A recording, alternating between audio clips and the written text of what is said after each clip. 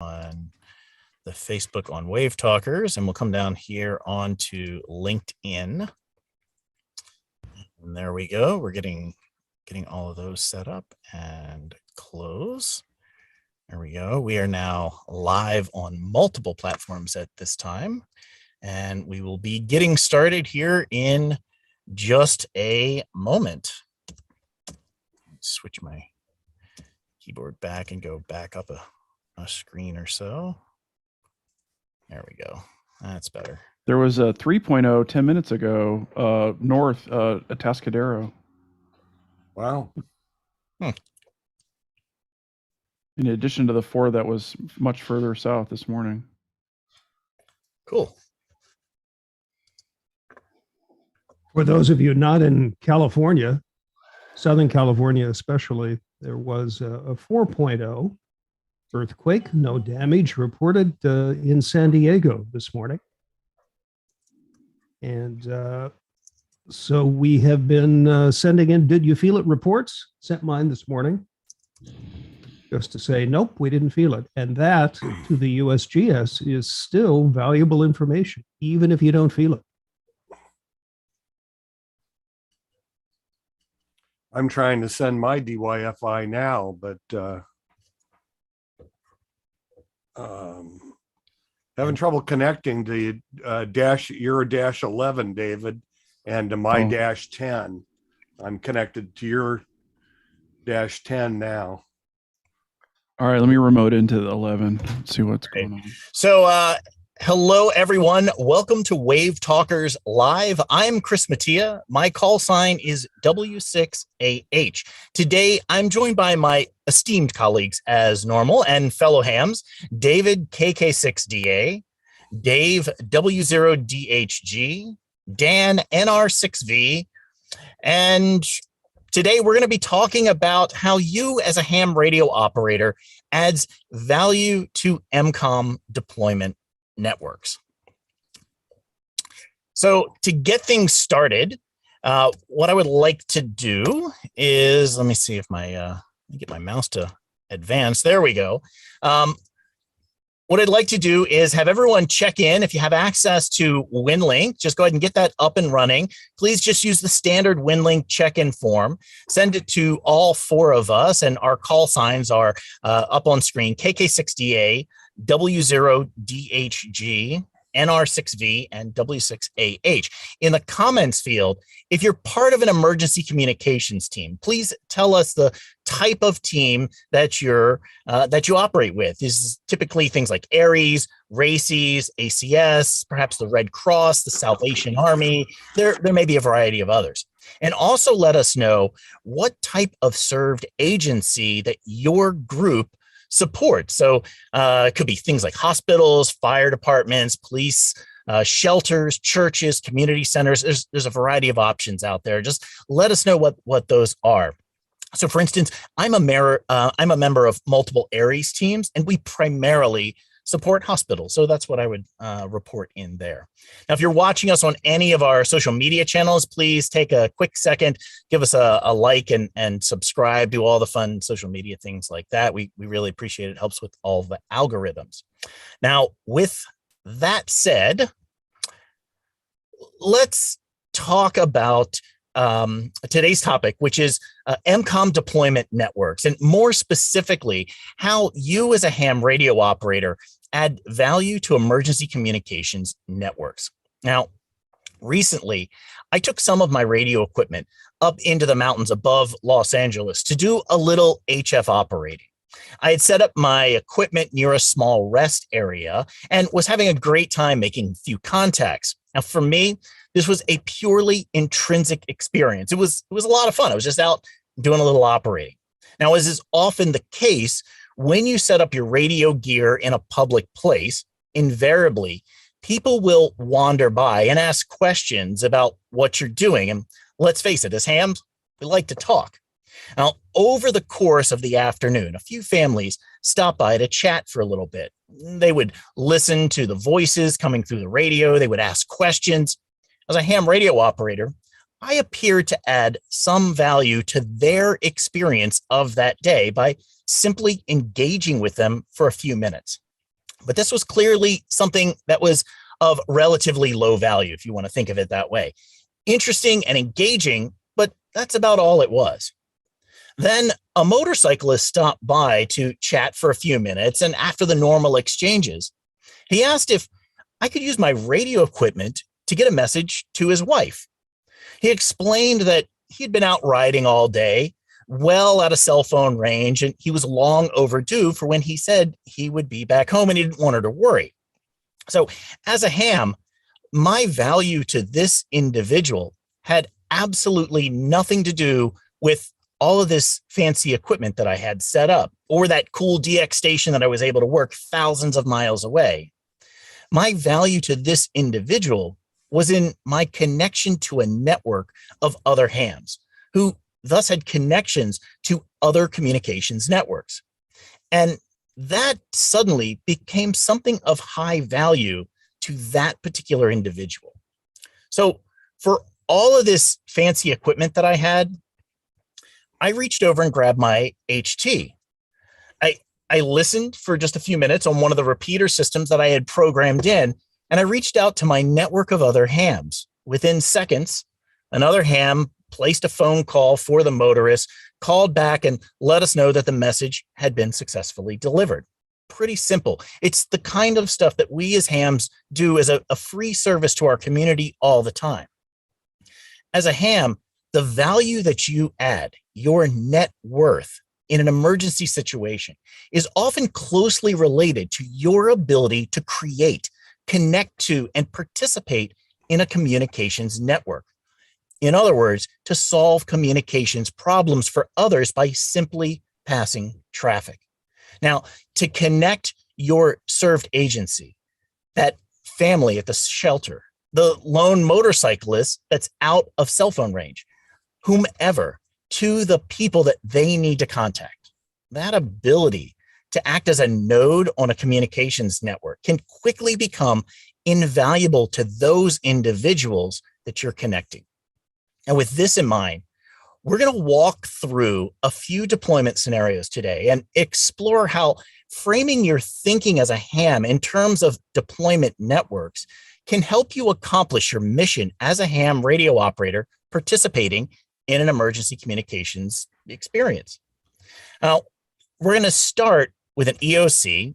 We'll have a look at a hospital deployment, a fire station, a hilltop relay station, and then we'll wrap up with an out-of-area relay station. KK6DA, if you could start us off. Now, let's say you're being deployed as a ham to an EOC during a major event, such as, I don't know, maybe a big earthquake.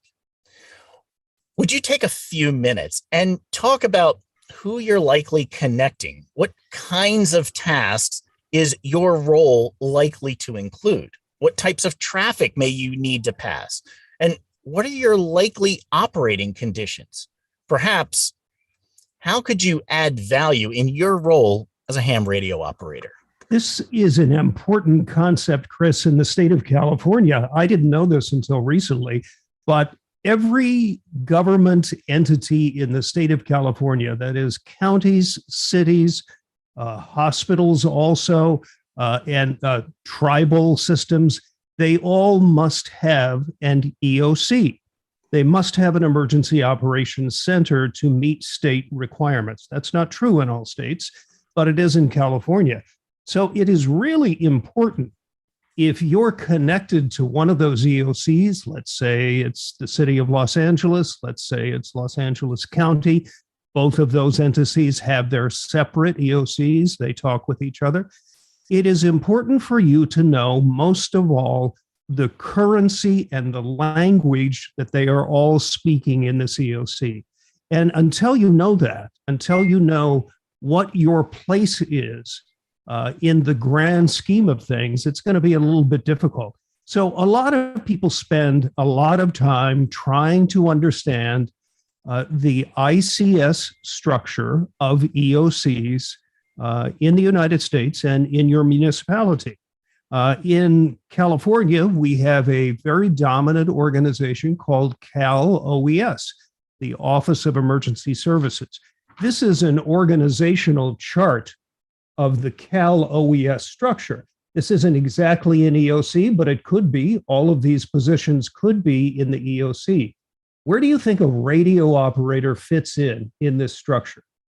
It's right over here. It's one seat. It's not toward the top. It's actually toward the bottom. Now, that doesn't diminish the importance of that position, but you need to know who you're reporting to. You would report to logistics in the system. That's true of an ICS structure also. But what kinds of things would you be asked to report? Well, obviously, amateur radio, emergency communications provides eyes-on situational awareness in the field. So if your incident is a fire, it would be valuable for your EOC to know how that fire is being experienced. If it's an earthquake, the same thing. Did you feel it? How bad is bad? How big is big? The more information you can provide to help answer those questions, the more valuable you will be. So to use important Winlink tools like the spot rep report is just essential in understanding how you would relate to an EOC. And I want to share with you something that the Winlink development team shared with the rest of us this last week. This just blows my mind. And everybody involved in Winlink should pat themselves on the back for this kind of thing. This was an Oregon Emergency Management Agency exercise last Wednesday using the Winlink Spot Rep report. And someone developed a system which could display the results of that in the field on this display board, on this dashboard. And look at the information that is visually available from all of these points. It just blows my mind. Spot Rep Report asks if you have cell service. Are commercial radio stations up? Landline, TV, commercial TV? Do you have internet? Your AC power and public water? And then down here, you can parse it even further. You can say, we just want to know about cellular phones. And look at this. Because this data is being gathered in Winlink on the Spot Rep report, you can color code what's operational, green, what's not operational, red. This is just an amazing development, and I hand it to everyone with the Winlink development team. We know this is just beginning in the emergency, in the EOC type world, but look at this wonderful example. In the city of Los Angeles, the organization of record that would be at EOC is LAFD ACS, the auxiliary. Dan Tomlinson is going to speak to that a little more in just a moment. There is an amateur radio station just off of the city of LA EOC. There is also another leg of that radio station right at the LAFD dispatch desk. So it's an important function. And these people would be asking us, no doubt, what our situational awareness is so that they can develop a common operating picture. And, you know, there's always such a good example. If you have a fire across the street and you have a police officer and a firefighter looking at the same fire, will they give you an identical report? Well, the answer is obviously not. So if both of them report up their chain of command, then someone in their control center, let's say it's the EOC, would come up with a common operating picture. And that's where amateur radio becomes really valuable. It's good for you to know the language of the EOC. The ICS system comes with about 20 forms, if not more. You need to know what an ICS 213 is used for. You need to know why you need to keep an ICS 214, because when FEMA comes calling, you have to have some way in your EOC to prove that you had troops in the field, troops working. That's what 214 is for. One of the best things you can do, and this is recommended by many organizations, ARIES among them, is to pick up as many of these courses as you can. This is IS 200, there's IS 100, IS 700, IS 800. I have just completed IS 300 and 400, and I'm really into it now. Understand the planning P, understands how logistics relates to planning and operations and finance and administration. These are all concepts that if you're going to be in an EOC, you're going to want to know. Now let's switch for just a second, Chris, to hospitals. Yes, please. As part of my ARIES duty, I service 3 hospitals, 3 of the largest hospitals: Children's Hospital of Los Angeles, Kaiser Permanente Los Angeles Medical Center, and Hollywood Presbyterian. They are all located about a mile from where I'm sitting.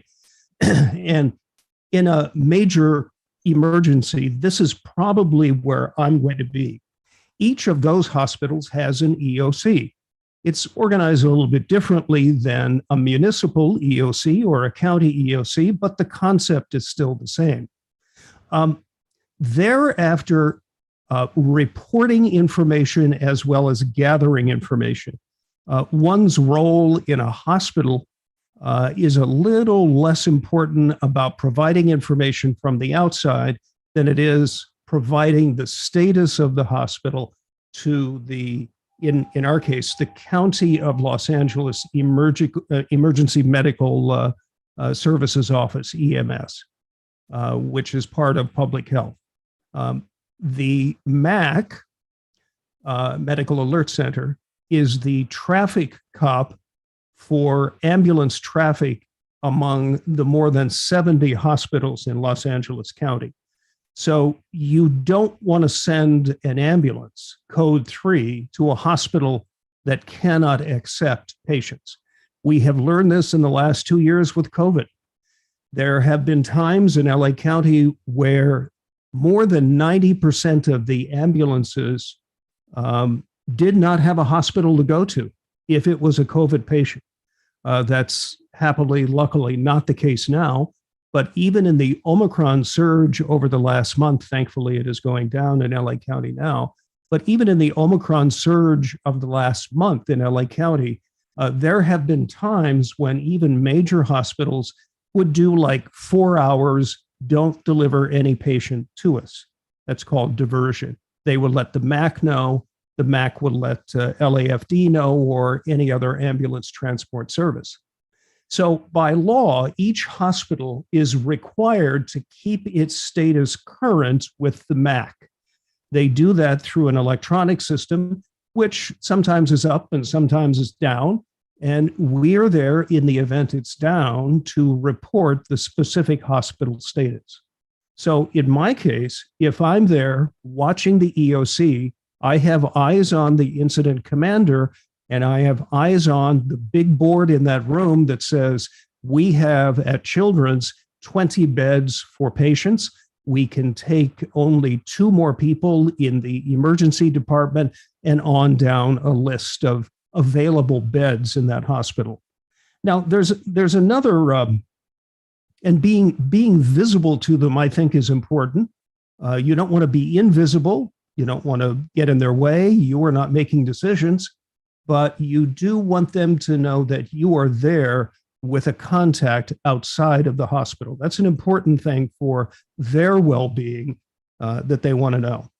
Now, I found another really useful quality in dealing with hospitals, the 3 hospitals that I deal with, is simply to let them know that you do have capability beyond reporting their hospital status. And we have talked many, many times in organizational meetings between these 3 hospitals about how they can best use us. And I do know that the Security and Emergency Management Director at Kaiser Permanente Los Angeles Medical Center realizes that we can do some things quickly that he can't. And he gave us a good example following last year's COVID outbreak. He said, if I need a small generator for a tent outside delivering ambulance traffic, I know that I could probably turn to my amateur radio friends and they would find a way to make that happen faster than any way I can do that. And that's a really interesting concept. We sort of become MacGyvers to them, people that can cut through the bureaucracy, because as volunteers in an organization like Aries, we can dip into their bureaucracy, but we don't have to. And that's an important function. Could you, for instance, pick up the phone if you have cellular service and call some municipal agency? Let's say it's the FBI. Let's say it's public transit. Well, yes, you can. Can you help deliver a message appropriately? Yes, you can. And those are things that in the discussion about how they can use you, that you want to point out. You're not just there to do specifically one task, but you might be able to complete several tasks for them.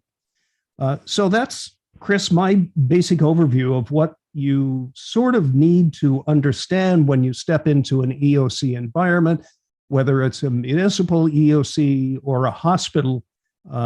You need to know their language. You need to know how they operate. You need to know their strengths and their weaknesses. And you need to assist them however you can to communicate what they need communicated. And to do that, you need to be familiar with our operations, which is why we do exercises regularly. COVID has slowed us down in our hospital exercises, but one really interesting exercise we did, and this was our last major one, which was, well, I'm losing track of time, 2019, was an earthquake. But our exercise began 3 days after the earthquake occurred. This was an exercise between these three hospitals. And in the event of a major earthquake like that, they would certainly have their own EOCs, but they would combine their emergency departments into a single function. These hospitals are located within a block of each other. And they would have a community triage, a community outdoor emergency department in which people would report to first. That's where ambulances would take them, or walk-ups would go there, and they would be dispatched from that point. That was a really interesting thing to see. It was smack dab in Sunset and Vine in Los Feliz. They didn't stall traffic for this Saturday morning exercise, but that's where it would be. It would be smack in the middle of the street. So to be able to see how that would operate really was a valuable exercise. And we learned a lot. Chris was net control for that. He was thrown into that at the last minute because our net control operator came up with laryngitis that morning, and he did a fabulous job. Let me give you just one little story about how these things tend to help everyone learn. Our function was to find an emergency department at one of these three hospitals for a faux patient. And this is a big exercise. They have a couple of hundred kids, adults too, made up with moulage. It's a Hollywood thing. So, you know, one guy had a piece of rebar coming out of his shoulder or something like that. It really gets quite realistic. So our job was to find, based on the situation of the individual, let's say 28-year-old male, broken arm, which hospital could take him? Or 7-year-old female, burned feet, which hospital should take him? Probably Children's. So our job was to poll those emergency departments where we had amateur radio operators. Those operators were interfacing directly with the emergency department head, and then we would send people along the way. Well, the hospitals did something that I'm sure they will never do again. Each of these faux patients had essentially toe tags. They were around their neck, but they were labels showing their condition that somebody had made. And unfortunately, they did not have a system other than to remove that tag and hand it to the amateur radio operator to have him dispatch that person. Now, nothing can go wrong in a situation like that because, well, I'm joking, it does. Because the tag could go to somebody else instead of the original patient. So they learned a lot by doing that, and that was a worthwhile exercise. Chris, I'll send it back to you. I've babbled on long enough, but I think the bottom line is you need to know the language of the hospital and the EOC. Thank you very much, David. Very helpful. With that, let's go over to Dan, NR6V. Dan, same kind of scenario. You've just been deployed to your local fire department. Can you talk about what your role may be in that situation? And Sure. Let me share here.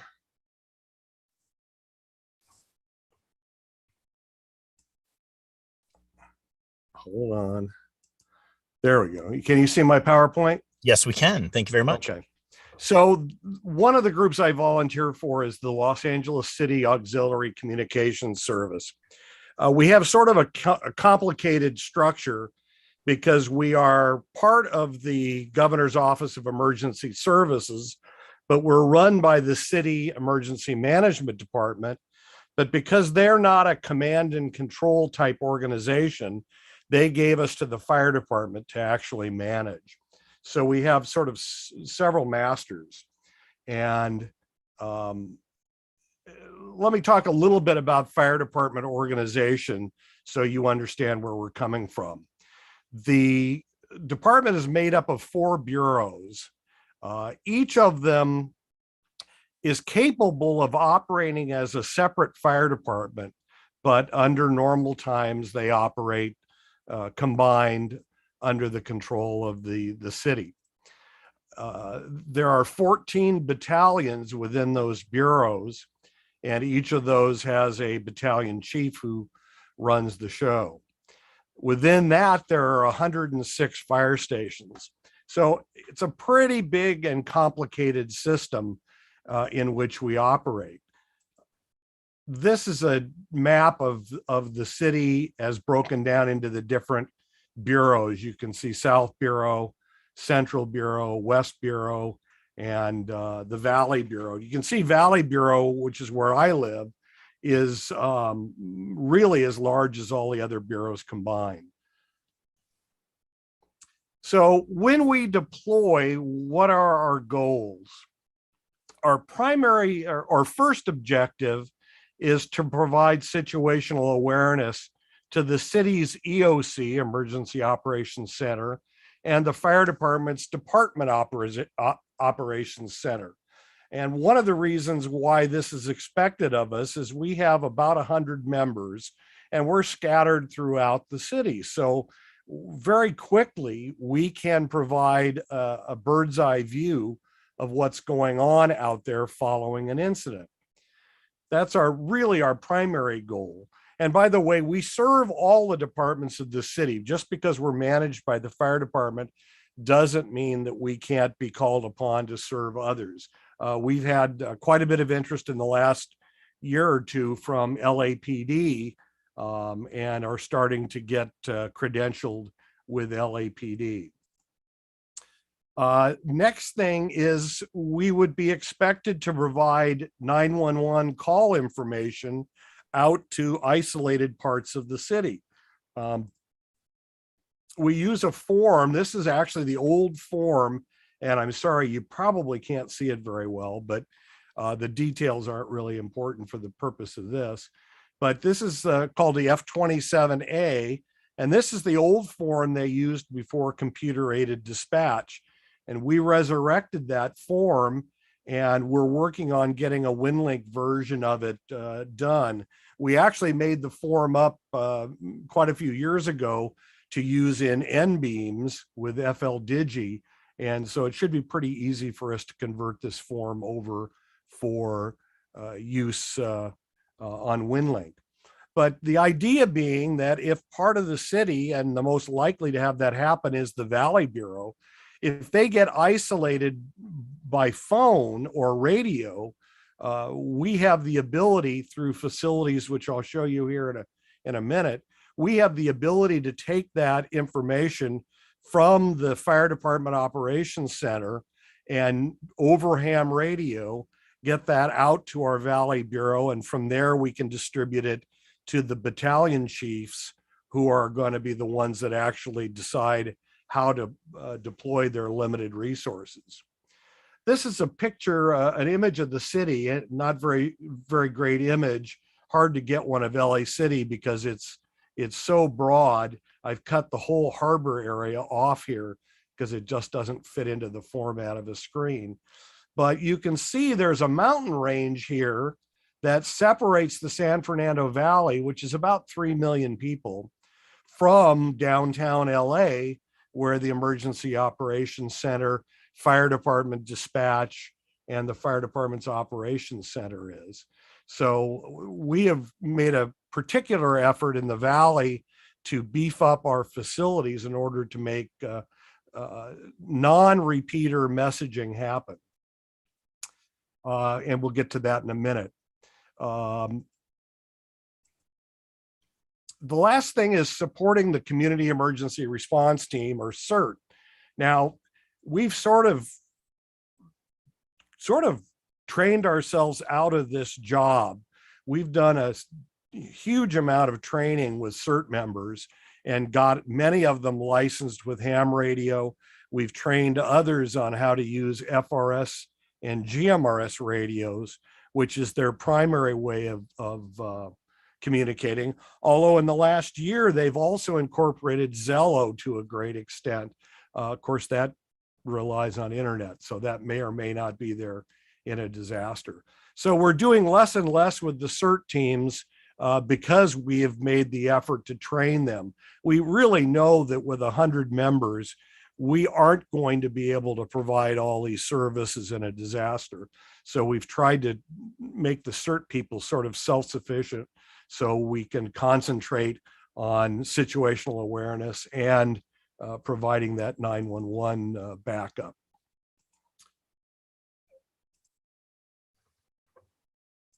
This last thing is kind of interesting, and that I came upon this a couple of years ago listening on one of the scanner apps to a disaster out of state. And what really impressed me was how organized they were in taking care of the families of their first responders.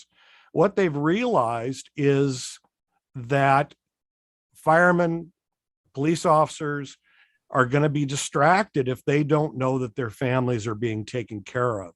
So this agency had in their planning a strategy for finding out the status of their first responders' families. And I'd like everybody here to think about that. And if you have any ideas how ham radio operators could incorporate that into their bag of tricks, it'd be very interesting to me, because I think that's a big concern. We all heard the stories of Katrina, where people were abandoning their jobs because their families were in danger. And that's understandable, but it's also something that's got to be controlled. Otherwise, there's just going to be a lack of people. So let me know if you've got ideas about that, or if your served agencies are actually doing that. I'd be very interested to know how ham radio could be applied to that. Okay, let's talk about our facilities a little bit. David talked about the Emergency Operations Center. This is in downtown LA, and it sort of looks like you would expect a movie EOC to look. It's a huge room. I think there are 96 seats in the room.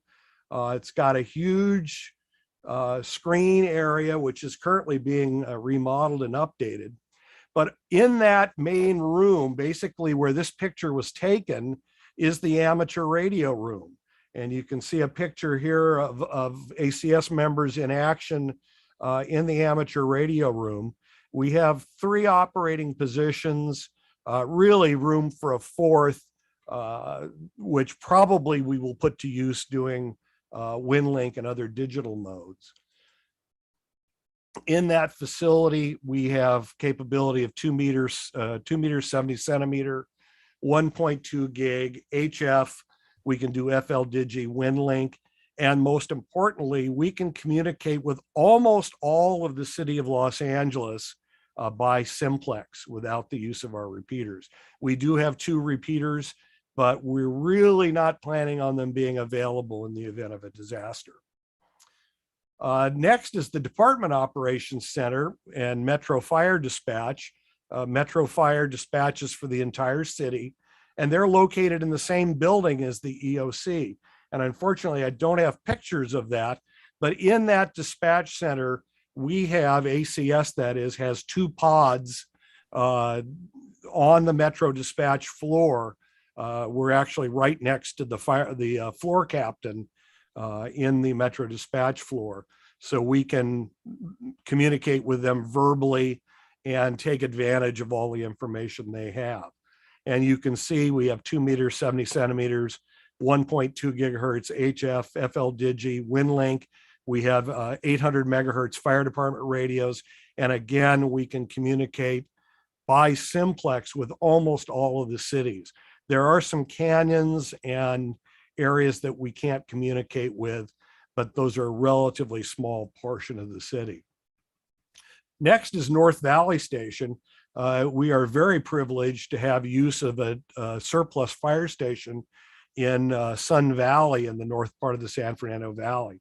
The gotcha on that is we have to maintain it. So we have replaced the roof on this. We have done a significant amount of drywall repair. We had, unfortunately, a burglary a couple years ago. They stole all our radios, so we had to scrounge replacement radios and build a hardened way of protecting those radios from other burglaries. And again, the same basic communications that we have in our other facilities. We do have a tower at that location, so we have very good comms. And again, we can communicate by simplex directly to the Emergency Operations Center. Despite those mountains, we have sort of a line of sight through the Coanga Pass, and we can get right to the downtown LA area for the EOC and the DOC. And then finally, we have Fire Station 88. This is a very large facility in the south part of the valley. This is where a lot of the fire department training goes on. They have a very large back lot with an old Metrolink train car and a lot of concrete things for training. And we have this old semi-trailer that we have control of there. And this is one of 3 operating positions or 3 pods that we have in that trailer. And again, same kind of communications there. And again, from that location, we can do simplex 2 meters, 70 centimeters, 1.2 gig. We can do simplex, and I think 220 to the locations where we have 220 radios. So pretty cool capabilities there. And that's sort of the end of my thing. I'll close with this. You know, the biggest problem that I see with all volunteer groups that I've been with is getting the full-time people to recognize you.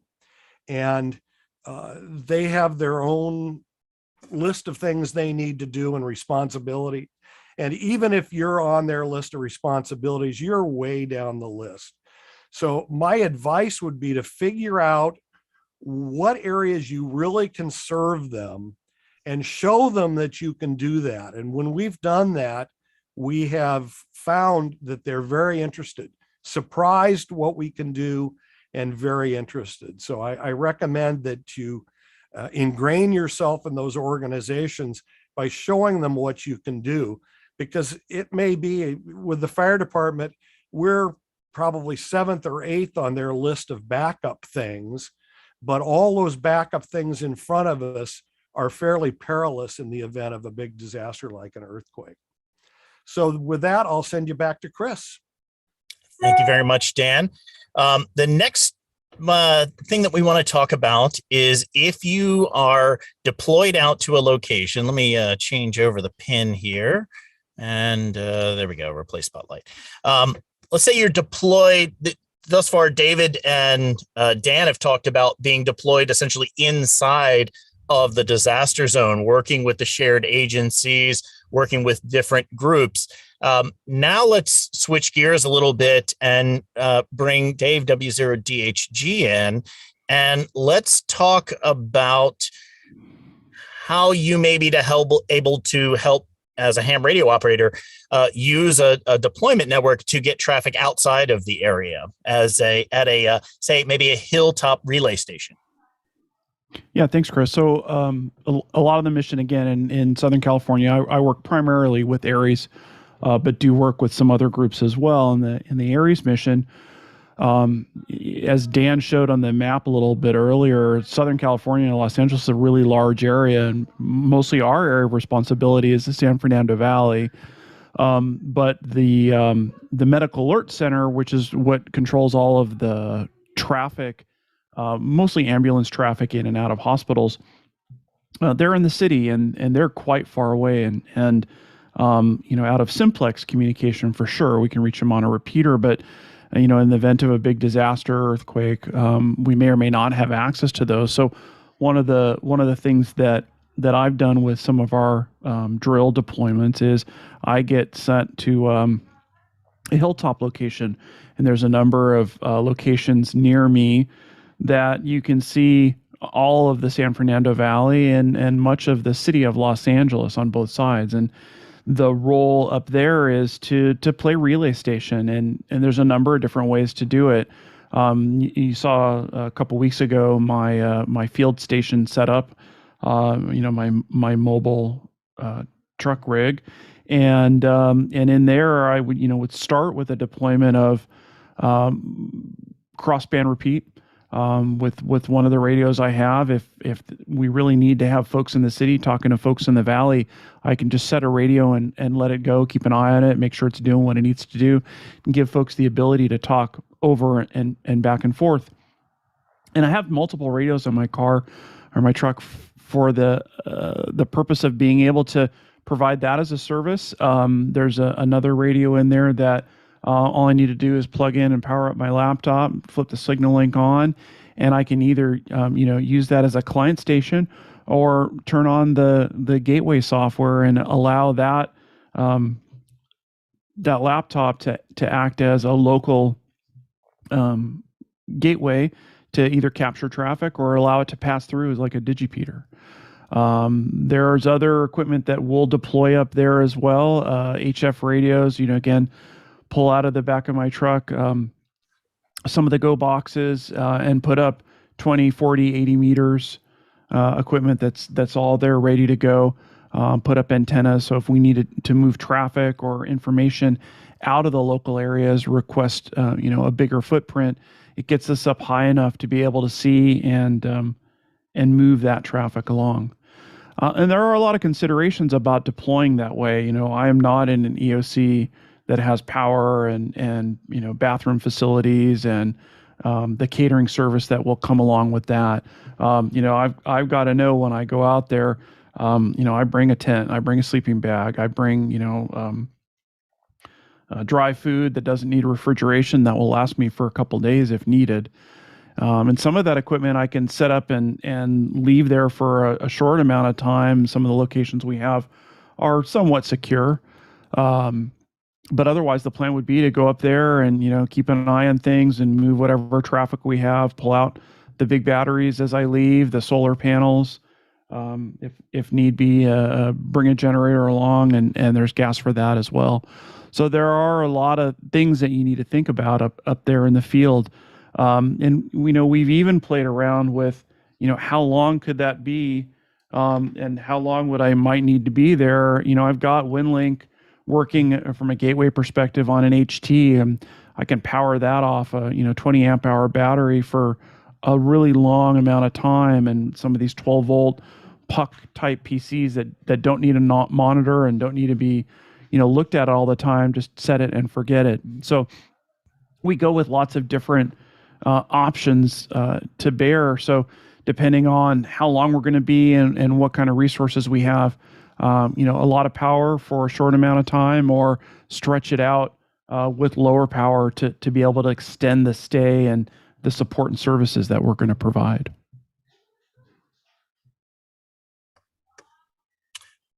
Thank you, David. That's super helpful. Sorry. So let me talk a little bit about what my role oftentimes is when I'm operating with the LA team, for instance. So if I change over to this map that's over here, you can see I'm out here in Ventura County. I am well outside of the area. The place that Dan was referring to, the San Fernando Valley, is way down over here. Notice there's all of these mountains in between us, and the MAC, the area where the medical dispatch is way down here, somewhere in LA. So the location, that hilltop location that David was just describing, is somewhere over in this area. He's got a pretty good view that allows him to bridge the areas between, say, the San Fernando Valley and LA City down in this area. But the other thing that it does is it actually connects me out here in Ventura County via simplex directly to him. So in many types of situations, I'm likely completely outside of the disaster zone, hopefully. And if I am, then I'm able to act as an additional support to whatever else is going on down in the valley. A lot of times I more than likely am going to have internet. I have backup power here at my house. I've got my HF rig with a hex beam antenna, so I can operate on a variety of different bands. I have a variety of other antennas that I'm able to deploy very quickly. And so I'm capable of operating Winlink. I can act as a relay station of information that I can reach outside of the disaster zone, not competing with the bands and any communications that are going on inside of that disaster zone, to a way to bridge that network out, expand it out to another area, either relaying information out to other stations. I know, let's say my internet is down and they're trying to pass traffic to get out of area traffic out. I know I would be able to relay information from the valley through a Hilltop repeater site out into, say, Ventura County. And then I could use different HF bands, different frequencies than what the main incident was going on. And I could connect to other stations that are further abroad outside of the zone to be able to add that level of communication that was there. So it really depends on where you're at, what the situation is, and what resources that you have available to you in order to start thinking about how you may be of help in a particular emergency. And that is, for the most part, responding to the needs of those who are in charge of the emergency, who are running the show. We're just in a mode of being able to pass that traffic however it needs to be. That traffic may be listening to scanners, listening to weather reports, and being able to feed that information back into the system. It might be, sending NTS traffic out to deliver it, whatever it happens to be. But you start to think about, as we've rolled through these different scenarios, you can see that they're all essentially networks within themselves. And then as hams, we can oftentimes interconnect some of those networks, be able to lend our own expertise, our own knowledge of how to communicate to aid where it's necessary. So that's the kind of a quick run through of the components that we had laid out for today. And with that, let me go ahead and bring everyone back up onto screen. If we have some folks with some questions, go ahead and enter those down in the chat. And I'm going to bring up each of my colleagues here to... Yes, while you're doing that, I think it's an important understanding that we're not just in this emergency communication world to be ham radio operators. We are bridges of communication. And amateur radio is a major part of that. That's what we know. But what if Dan and I are put in an ACS situation where a fire department captain needs help and he hands us an 800 megahertz LAFD radio? What should our responsibility be? Well, we should know how to operate the radio, because if they ask for help, we have to be able to help them, which is why I mentioned one of these hospitals that I serve, Kaiser. They basically look at us as individuals who can cut through the bureaucracy. If it takes 30 steps for him to get a simple little Honda generator, but we know the Honda generator dealership down the street, and we can call them, hey, can you bring one to Kaiser because they need one for a tent? They say yes, and it's there in 20 minutes. Well, that's added value also. Absolutely. And Steve made a great point in the chat that, the ComL might have other duties for us. It is not all about radios. And we've seen that before in exercises and events as well, helping folks set up, a mobile surgical room was an activity that we got, that they pulled their disaster recovery hospital equipment out in the parking lot. And the folks that used to put it all together in the past were long gone, and everybody kind of stood around looking at these bags of equipment, not exactly knowing what to do. And, one of the things about hams we are technically savvy at many a thing, and it didn't take us long after, we introduced ourselves as someone that could help with whatever it is. We had that thing blown up and ready to go in no time. So we're often with ACS, we're often called upon during brush fires to go to the fire stations because there's no firefighters there, and we provide security for the stations. But what we found in the recent years is somebody needs to manage donations, because all of the residents are they feel terrible because they can't do anything to help.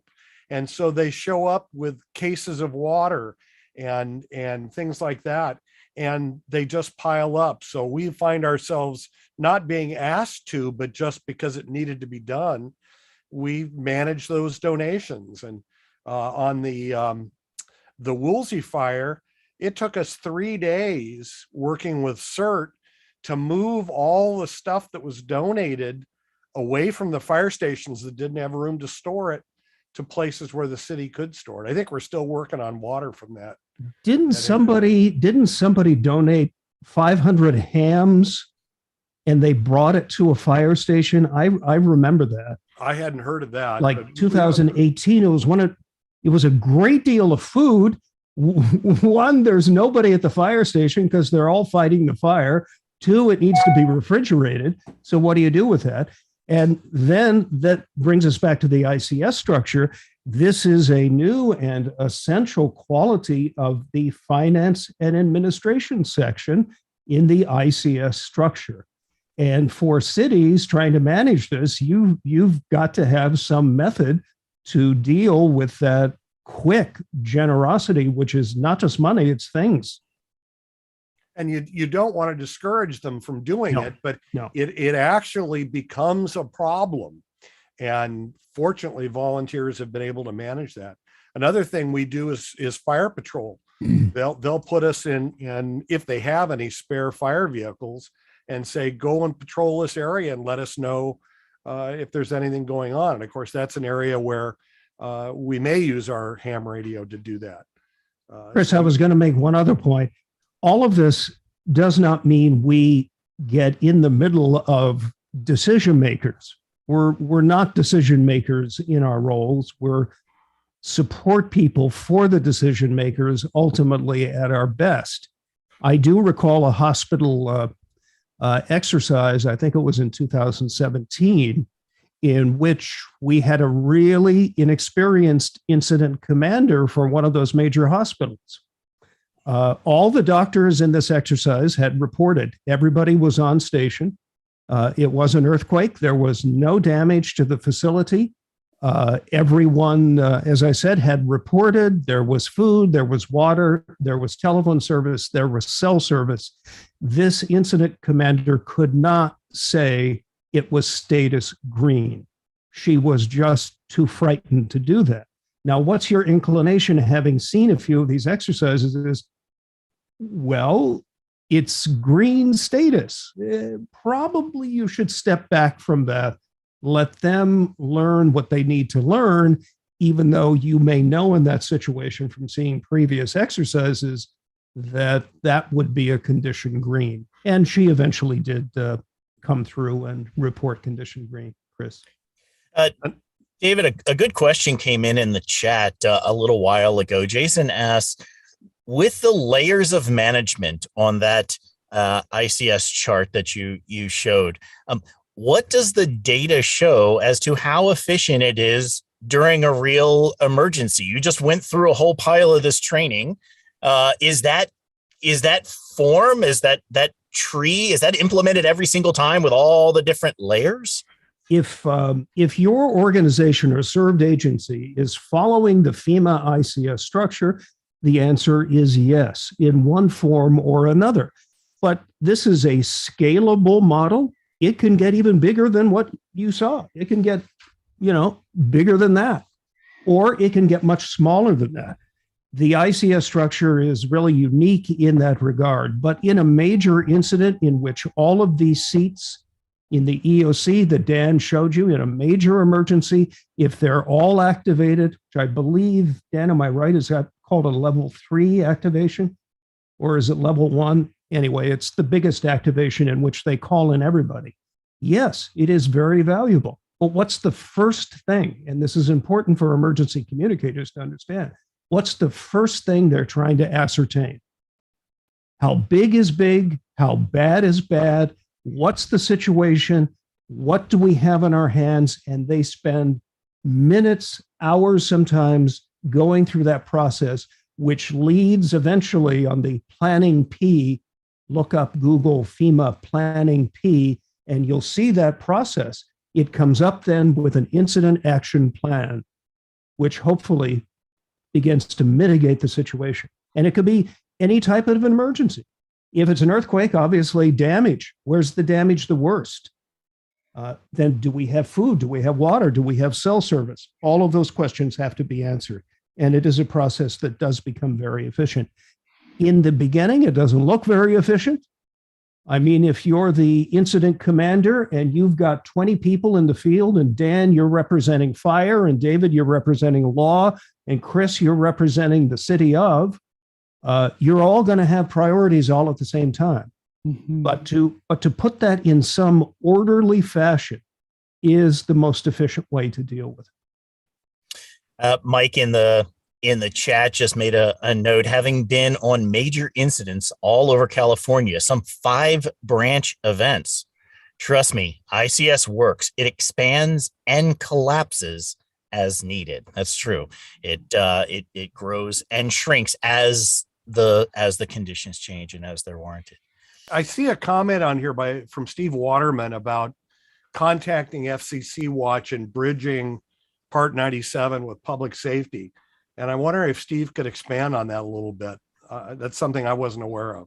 Yeah, give me 1 second. Let me find Steve in the list. I can bring him up. He would be down here under S. There it is. Nothing gets by you, Chris. I know, right? I'm slow, but I get there. He was a co-host. All of the joys of using these. So, Steve, you can go ahead and unmute yourself, and we'll bring you up here to stage. You can start your video. Hi, Steve. I don't know if video is going to work here. There you are. You're working. Here. Is the video okay? It is. Okay, because it's pretty dark in here. Well, the only thing I'm saying is when you do bridging, okay, you bridge your 2 meter with your 440. Well, they do bridging too. They bridge their interoperability and mutual aid frequencies, VHF, UHF, HF. If it's a federal event, then you've got the NIFOG frequencies. If not, you've got your CalFog mutual aid frequencies.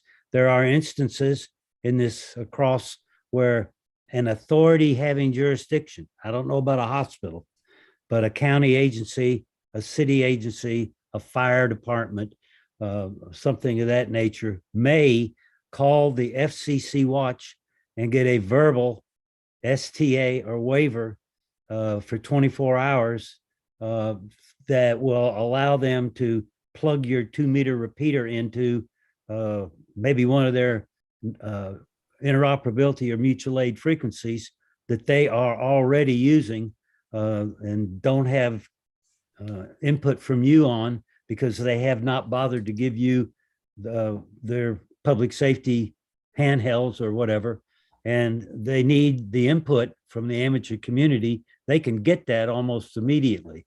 That is done through the bill box is what TEMA, Tennessee Emergency Management, and we use here in the Southeast, let's say, counties and states, but that also could be a Motorola device to go.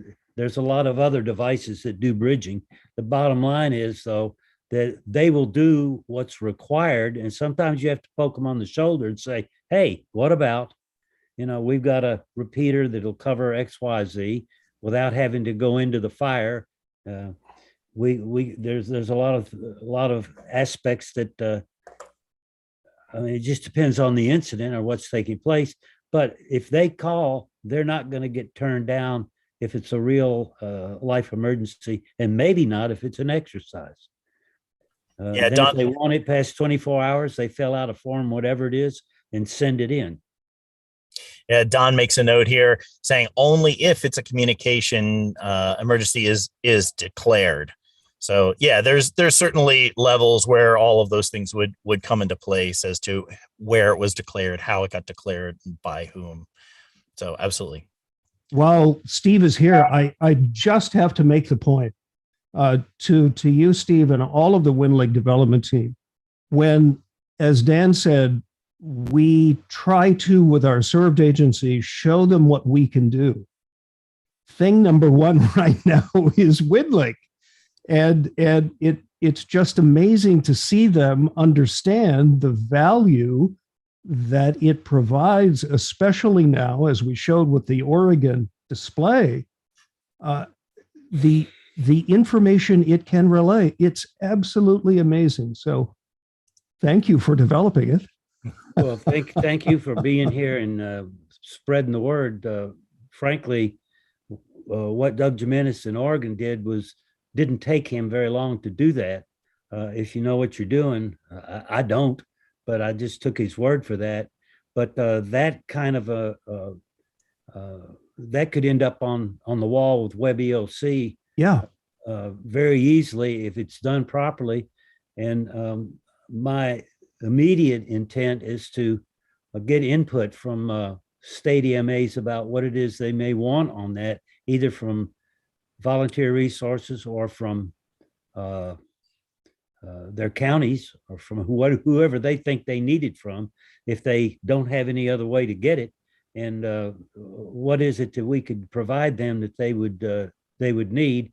And the founder of Winlink, Vic Poor, told me once, just tell them what you want. Don't tell them how to do it. So that makes it very easy for me. Thank you. Sure. Thanks very much, Steve. I see Phil has put a note in here saying once you learn ICS, you can adapt the basic structure of other events, such as planning a convention. Operations, logistics, finance, accounting apply to pretty much any event. Very, very true. Thanks, Phil. And with that, let me pull the pins down from folks real quick, and let's have a look at today's check-in map. We've had quite a few stations check in already. Let me get the right remove spotlight. There we go. Okay, we'll do that. We'll change over. And here's the map of stations during today's WaveTalkers live session who have checked in. Hello to our friends out here in Hawaii. We have a good friend of ours out in Austria, coming in from the UK, has checked in. We have Mike down here in Mexico, and stations all across the US. So just as a quick reminder as to how we generate these maps to show you how to do this, I'm going to go ahead and close the window here very briefly. There's one from Austria. The one from Austria, isn't that great? Right there. That's awesome. We're going to bring him up in just a second so he can Bravo, Franz. Hey, click on one of the pins. Don't just hover, but click on one. Look at that. You get all the information that was sent in. That's a great addition. It's just absolutely incredible. Let me Thank you, Greg. Thank you, Greg. Thank you, and Greg. all the Winlink development team for pulling that together. So the way you get into doing that mapping, if you're using a form, so let's I'm just going to open a Winlink message here, and you select a template, and in the standard templates, you come down, they're buried all over the place, but they've all grouped them together now, mapping and GIS forms. You can click that right there, and they're all right here. So all of these forms have this new mapping capability. Let me move my microphone out of the way a little bit. That's a little bit better. They all have this new Winlink mapping capability, and it works by simply filling out the form and submitting it in. And then once you have received Winlink forms that are in that format, all you need to do is come up here on your toolbar, click the little globe icon that's right here. You can also get to it by clicking on settings and coming down to a setting down in, oh no, I'm sorry, it's not settings, it's under messages. Sorry, I apologize for that. Generate maps and CSV files and forms. Does the same thing. I'll click on the little globe icon right there. Then in your select from, any messages that have come in that support this feature, you'll see those forms listed right here in this dropdown. So you're able to select just the form with the information that you're looking for. So in this case, we're going to look for the Winlink check-in information. Notice I've received 189 of these, but that's not all the ones that we want to see. We're going to select our map provider. We looked at this a lot last week.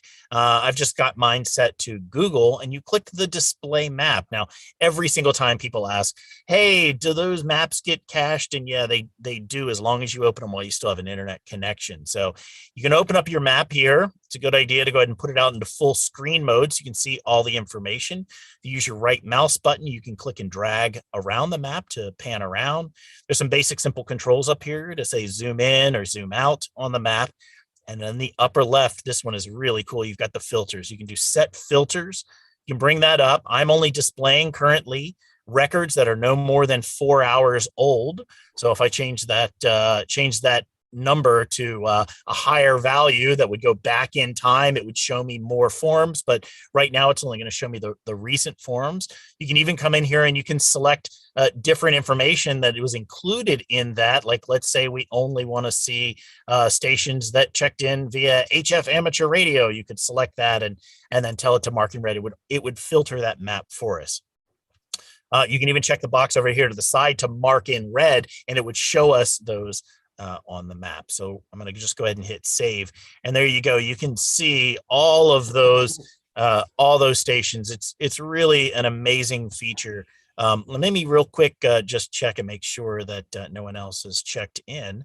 I'll go up here. I'm just use the Telnet feature, auto connect, start. Let's see if anyone else has submitted their check-in form while we've been here flapping our gums and it doesn't look like it. So that's the map for this week for those of you who have checked in. Very cool. Thank you very much. So with that, we'll give a little quick plug to the WaveTalkers stuff that we do and love so much. I'm going to go ahead and bring up my browser again here, And let's go, make sure I'm on the right keyboard. Let's go over to WaveTalkers. So if you are wanting to get involved with doing Winlink, you want to learn how to do all of this check-in stuff and so forth, just go to WaveTalkers, come up here to the top into the resources section, go ahead and click on resources and digital operations right there, Winlink. There's an entire page of all the previous episodes that we've done. You can start right there at class 1, where we give you the basics of getting started. You can come down here. Maybe you want to see, how do I install the application? Just click on that right there. And we've even got short videos that have been created that'll walk you through that process right there. If you want to go back and watch any of these previous episodes that we've done, you can come up here, go to the live link in the upper right hand corner, and we have access to all of the previous episodes and other information, some various meetings that we've hosted and have provided some support for. If you would like to join us in the Zoom session, if you've been watching on one of the social media channels, then just go to WaveTalkers, go into the live section, and there's a join us link that'll take you to a quick little form. You can join our mailing list, and we'll send you the contact information in order to join us live in the Zoom. We'll have the after party here in just a few minutes, where we disconnect from the live stream, and we'll open up questions and everybody's mics inside of here. And let me see, is there anything else? Oh yeah, if you find what we're doing helpful, there's a place you can buy us a coffee. There's a link on pretty much every page. You can just go ahead and click on that. It really helps us keep all of this infrastructure up and running to create and helps us create a lot of content. And so with that, let me bring all my colleagues back up to Hey, Chris. Oh, yeah. I had an observation, something that came up in the chat, and I've been going through all the check-ins, and I wanted to, if you didn't mind, share my screen and spotlight a form that came to my attention. Sure. I'm not sure it's actually a new form, but one I wasn't aware of. So I'm going to quick share my screen here. You want to turn your camera on? We'll bring you up to screen also. Okay. I've got a face for radio. Can you see me now? Don't we all? Yeah. So, what I noticed in a lot of the check-ins, there's a lot of folks supporting Red Cross and shelters and other community service stuff. And I'm not sure if it was Mike or Steve that posted in the chat. There's a form that I wasn't actually aware of. If you go and do a new message and you select a template in the general section, there's a welfare message form. And I think honestly, this is like Radiogram plus, right? Because it's simple, it's quick. This is something that Winlink operator who's working at a Red Cross shelter can use to get loved ones' messages out of the area to let folks know, hey, I'm good, I'm safe. They actually thought so much in here to provide operator information with a whole kind of a walkthrough about what the form's for and why there's no reply back to this. It's really about getting the message out of that we call the donut hole here in Southern California, earthquake related and otherwise. But it's a quick way to provide a quick from you and who's not the radio operator to somebody's email, give them an opportunity to send a short message, and get it out of there. Let folks know, hey, I'm safe. I'm in a shelter. Here's where I am. Here's what's going on, so on and so forth. So I think for the audience today, it's a great tip to know that the forms are there, and I would highly recommend to anyone, have some free time, sit down and look through each one of the forums to see what they can do, because there is a ton of power. Mike and Greg and the whole Winlink development team, they're just putting super stuff in here, and it's just about understanding what you can do and how you can use it. And I'll send it back to in control. What's that? In the category of best practices, it is always a good idea as emergency communicators, have an out-of-state contact, a relative, someone that you can trust, but someone who you regularly report to if they see, in our case, there's been a major earthquake in Southern California. It's a health and welfare thing. For those of us who grew up on the East Coast, and then moved out here to the West Coast, especially in California. The second that there is an earthquake anywhere in California, your phone starts ringing for at least 5, maybe 6 years. Oh my God, I heard there was an earthquake. Yes, that was in San Francisco. That was about 300 miles north of us. We're okay. You definitely get those calls constantly, just because the size of the state is so huge, and the geography is such that a lot of people just don't know, like, hey, what's your local area? So having those emergency contacts that are out of area, that you're able to be a little preemptive by reaching out to them and saying, hey, this is what's going on, we're all good, is a really good idea. Chris, I'm sitting right now on the Hollywood Fault.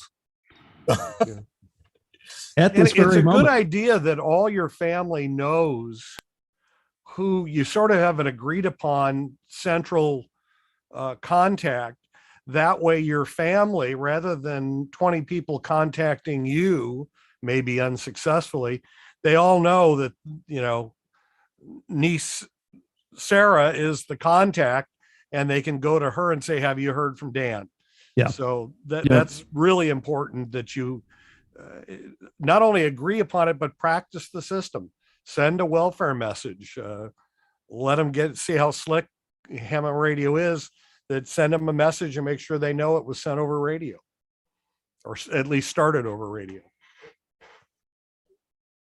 And with that, I think we will wrap this one up. We've gone past the hour that we had planned on talking. If you're hanging around in the Zoom session, continue to hang around, and we'll start up the after party and open up for additional questions and so forth. But with that, I would like to say thank you very much to all of my esteemed colleagues, KK6DA, W0DHG, and Dan, NR6V. Thank you for joining us again today, and let's go with that. So thank you very much, and we're going to go ahead and start closing off some of the live stream. So if you're on YouTube, give us a like, and thanks for joining us there. Thank you very much on YouTube.